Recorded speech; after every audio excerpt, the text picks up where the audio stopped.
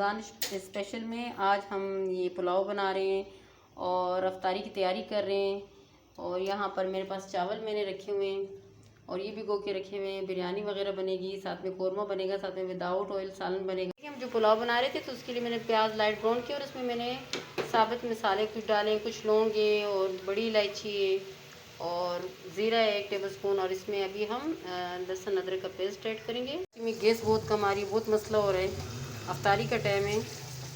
Viewers यहाँ मैंने chicken add कर दिया, साथ में टमाटर ऐड कर दूँगी। टमाटर ऐड करती है, हमारा मज़ेदार किस्म का पुलाव रेडी हो रहा है। और साथ में मैं यहाँ मिसाल ऐड कर देती हूँ।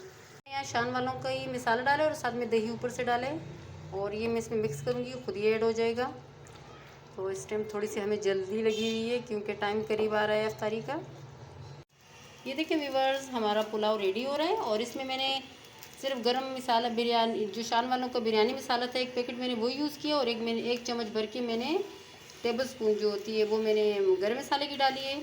और मैंने कोई चीज़ ऐड नहीं की और नमक हस्बे जायका। तो अभी मैंने चावल ऐड कर दिए हैं, तो अभी थोड़ा सा इसको चलाएँगे चमचा और फिर से कवर कर देंगे। ये देखिए व्यूअर्स, हमारा मज़ेदार सा पुलाव रेडी हो गया और इसे डिश आउट करते हैं।